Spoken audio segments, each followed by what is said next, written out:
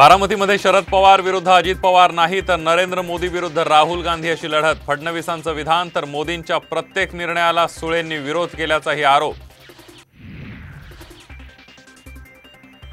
इंदापूरमध्ये फडणवीसांचा शरद पवारांना धक्का, प्रवीण मानेंची घेतली भेट, तर शहरात सुनेत्रा पवारांच्या प्रचारासाठी रोड शो।